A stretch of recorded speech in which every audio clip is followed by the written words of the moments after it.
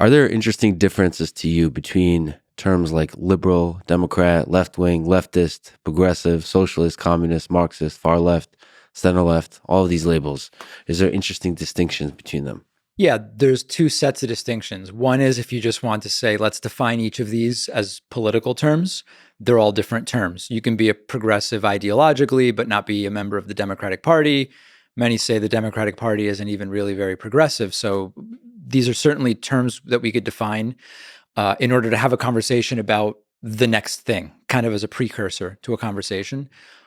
Sometimes the terms are used in order to tag someone with a certain ideology that's not really linked to policy or any particular political question, but they can be used positively or negatively to just kind of say, here's the image of this individual that I have in my mind. So like Marxist is right now very popularly being used by some on the right to attack Democrats. There's very few actual Marxists, certainly not in positions of power in the United States, but even among the general population. So I think it's important to distinguish, are we defining these terms because we want to compare and contrast the ideas that a particular group might bring to the discussion, or are we using them as insults or to stifle conversation? They're terms that can be used to start conversation or to stop it. And the use of those terms is evolving rapidly month by month. So the term leftist, I think, is a relatively popular term now to use in the negative context to describe what an outraged left-wing commentator. I think what you're kind of grasping onto is that there's probably some set of ideas that would apply to most of those who consider themselves to be on the left. Mm-hmm. The discussion of how that term is mostly being used is not about policy ideas. You're accurately kind of identifying that. And it does seem like progressive is no longer being used as a smear and leftist is being used as a smear more at this point. Okay.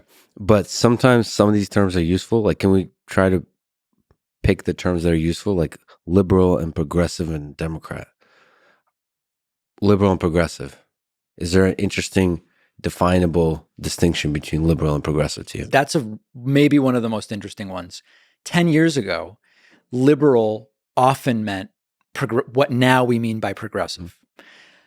More recently, the progressive socialist leaning part of the political spectrum has started to use liberal to mean Joe Biden, to mean someone who is not really left enough.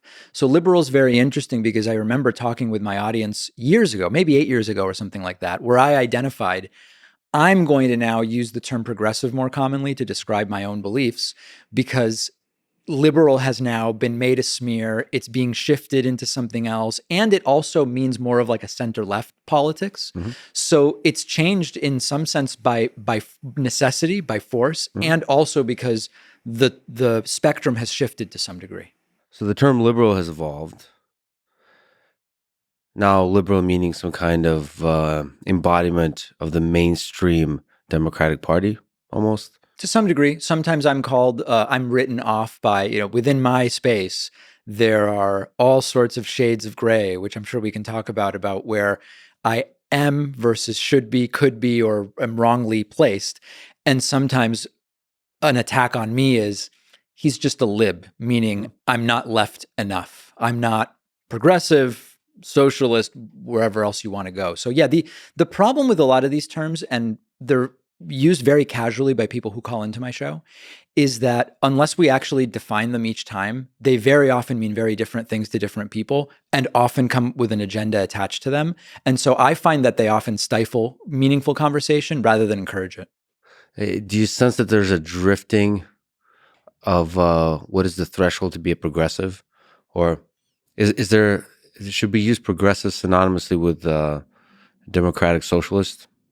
I think we should not use it synonymously with democratic socialist. And this is where there's another linguistic confusion and a political confusion. So we'll first talk about the linguistic one. Social democracy versus democratic socialism. Very similar words in a different order, okay? The way I operate is democratic socialism is actually a form of socialism where one would seek to socialize ownership of the means of production, as an example. Social democracy is a very highly regulated form of capitalism, the likes of which we would see in Northern Europe, Denmark, etc.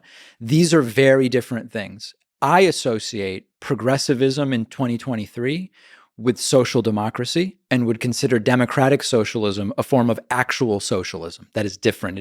We're no longer talking about a capitalist organization of society. So transition from one to the other is a fundamental shift in how society operates then.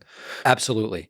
And when you talk about social democracy, you're talking about socializing a couple more things than we socialize in most modern capitalist countries. I had this conversation with Patrick Bet-David recently.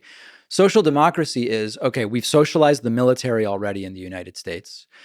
We've socialized some healthcare in the sense of like the VA and Medicaid, et cetera.